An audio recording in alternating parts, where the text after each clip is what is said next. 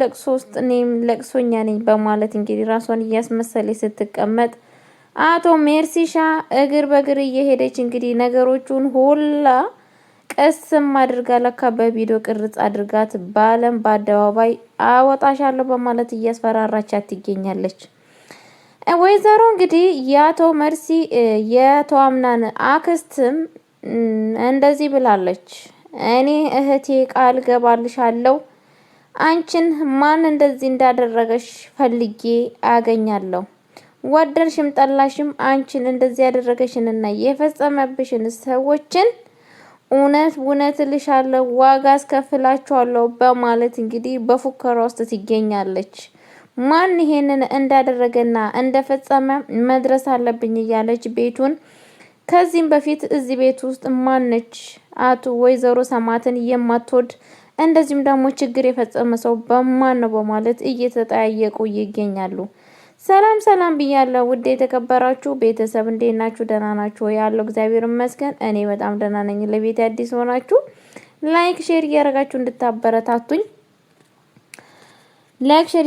እንድታበረታቱኝ በአክብሮት ተጠይቃችኋለሁ። ይዤላችሁ የመጣሁት እንግዲህ ውዱ ተወዳጁን ድራማ ሁላችንም የምንወደው በሰላም የምንጠብቀው መቼ መጣ መቼ ወጣ እያልን እንግዲህ የምንጠብቀው ድራማ ከች ብሏል ማለት ነው። የመጣበት ግን አሁን በጣም ነው የሚያሳዝነው። ከዚህም በፊት የብሌንና የአቶ አምናንን ፍቅር በማየት በጣም ደስተኛ ነበርን። ግን አሁን ጠላት እያለ መቼ ፍቅር ያጣጥማሉ? ፍቅር ያው ምን መሰላችሁ? ፍቅር ያለበት ሰላም ያለበት ያው ችግር አይጠፋምና አሁን አቶ አምናን ደግሞ ችግር በችግር ውስጥ እየሆነ ይገኛል ማለት ነው። በጣም በሚያሳዝን ውስጥ ችግር በዝቶበታል። ከፊትም ከኋላም በጣም በሚያሳዝን ነገር እንግዲህ ወይዘሮ አቶ በጣም ወይዘሮ እንግዲህ እንትና የምትባሏ ሜርሲ የምትባሏ ሴትዮ እነኚህ ሴቶች ምን ልታደርጋቸው ነው? እንግዲህ ካሁን ከቤት ውስጥ መረጃ ያልደረሰችበት መረጃ ከቤት ውስጥ እንትና ብቻ ነች። እንግዲህ እስካሁን ድረስ እሷም ጥሩ ሰው ስለሆነች ምንም ነገር እንደዚህ አይነት ስራ ስለማትሰራ በጣም ጎበዝና ጠንካራ ሆና ምንም ነገር ከሷ ላይ መረጃ ያላገኘችባት እንትን ብሌን ነች ማለት ነው። ሌሎቹም ሁላቸውንም መረጃ ይዛባቸዋለች ማለት ነው።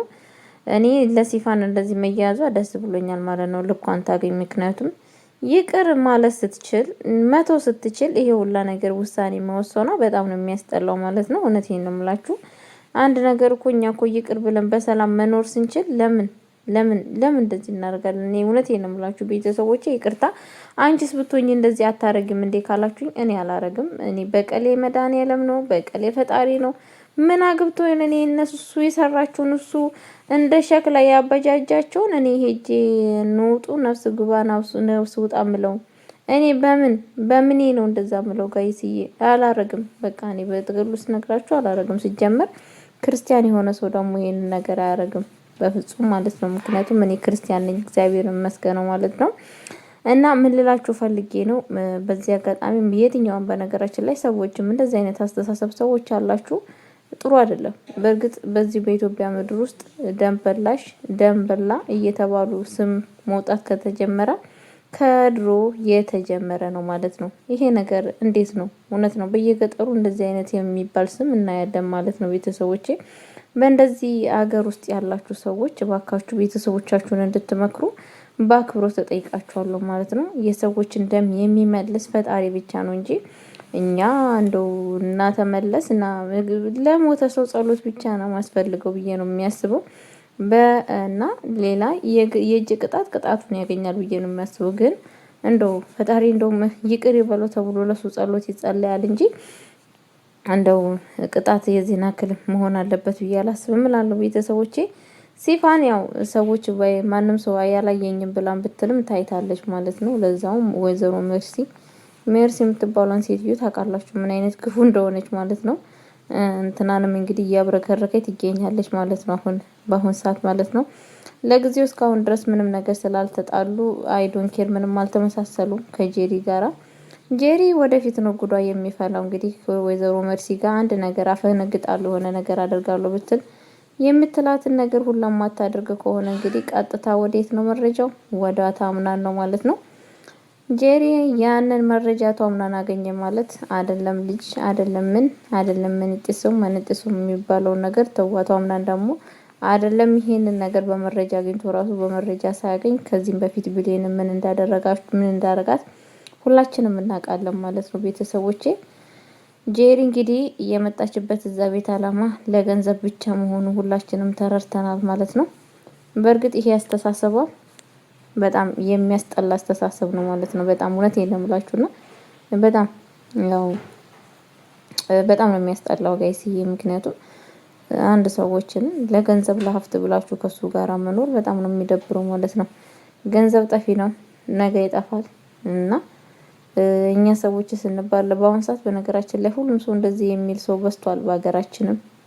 ግን ጥሩ አይደለም ጋይስ። እያደራሽ ለብር ብላችሁ እንደው በፈጣሪ ስም የምትወዱት ሰዎች የሚወዳቸው ሰዎች እንዳታስቀይሙ እኔ ነኝ ያልኳችሁ። ምክንያቱም ብር ጥቅም እንዳሌለ እኔ ነግራችኋለሁ። ብር ልታዙት ነው እንጂ ሊያዛችሁ አይገባም ብዬ ነው የማስበው። ምክንያቱም እኔ የደረሰብኝ ነገር ስላለ ነው።